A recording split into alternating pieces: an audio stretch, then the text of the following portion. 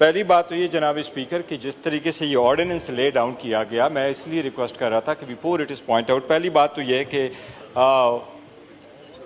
वज़ीर साहब ने जिसका जिक्र किया है ऑर्डिनेंस का, पहली मैं उठा लेता हूँ जनाब स्पीकर, ये इलेक्शन एक्ट वाला।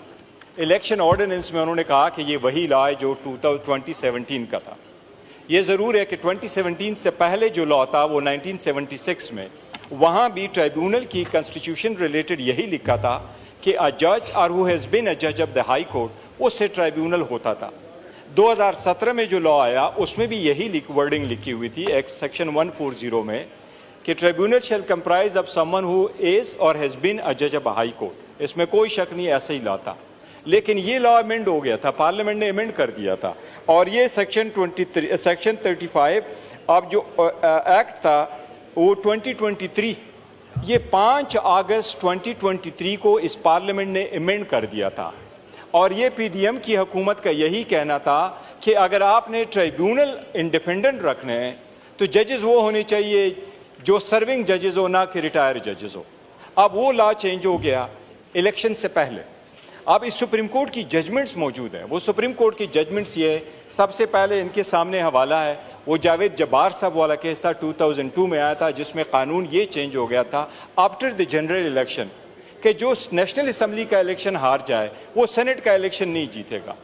सुप्रीम कोर्ट ने ये होल्ड कर दिया था कि इलेक्शन से पहले ऐसे चेंजेस होने चाहिए थी, ना कि इलेक्शन के बाद। लिहाजा उस लॉ को जावेद जब्बार के केस में नल एंड वाइड डिक्लेयर किया गया था। इसी तरीके से लोकल गवर्नमेंट का एक्ट MQM वाले भी सुप्रीम कोर्ट लेके आए थे, जिसमें वोटिंग का एक प्रोसीजर चेंज कर दिया था लोकल गवर्नमेंट है, और सुप्रीम कोर्ट ने वो भी होल्ड कर दिया था कि लॉ में फिर वो चेंजेस नहीं हो सकती। तो सबसे पहली बात है कि हमारी उनसे यही रिक्वेस्ट थी कि आप समरी मूव करें और उस ऑर्डिनेंस को आप जो प्रोमलगेट कर चुके थे उसको रिकॉल करें थ्रू अनदर ऑर्डिनेंस, क्योंकि वो सुप्रीम कोर्ट के ऑर्डर की वायलेशन है। और उसमें ये नहीं लिखा हुआ, उस जजमेंट में बिल्कुल उस ऑर्डिनेंस में नहीं लिखा हुआ कि notwithstanding anything contain in any other law for the time being in force including judgment of the supreme court. इस पार्लियामेंट का फर्ज है कि वो पॉइंट आउट करे और वो इन पे एक्शन करे। योर ऑनर, बिफोर जनाबी स्पीकर, पहले ऐसे कि वो ले करते, एक पहली बात तो ये कि वो गलत है, इसलिए इनको मूव करना चाहिए था। अब जब दोबारा एक और इन्होंने अभी ऑर्डिनेंस मूव कर दिया, इलेक्शन ऑर्डिनेंस आपके सामने, ये क्यों कर मूव कर रहे हैं इस पार्लियामेंट में? पार्लियामेंट में आप करते कानून और यून के मुताबिक आप चले। ऑर्डिनेंस आपने प्रोमलगेट कर लिया था 27 मई को। 27 मई को कानून के मुताबिक उसके 120 दिन का टाइम है। 120 दिन, ये आर्टिकल पढ़ ले योर ऑनर, ये तो इन आर्टिकल्स की वायलेशन है इटसेल्फ, ये तो आईन नहीं कह रहा। ये आर्टिकल की पढ़ ले जनाबी स्पीकर, अगर आपकी इजाजत हो मैं आपको आईन पढ़ लेता हूँ। ये देखें ना आप, ये गैर आईनी तौर पे पढ़ कर रख लेते हैं। इनका मतलब ये है कि एक मैसेज चला जाए कि पार्लियामेंट की बेकिंग है इस लॉ को। इसकी कोई पार्लियामेंट की बेकिंग नहीं है, ये सुप्रीम कोर्ट की जजमेंट की वायलेशन है, 2 जजमेंट्स की। ये आर्टिकल जनाबी स्पीकर आर्टिकल 89(2) है, जिसके तहत ये उन्होंने ये ऑर्डिनेंस रखा है। आर्टिकल 89, मैं दोनों ये भी पढ़ लेता हूँ, 73 भी पढ़ लेता हूँ। उस एक्सपायरी पीरियड से पहले कैसे रख लेते हैं? 4 ही तो दिन हो गए उस लॉ के।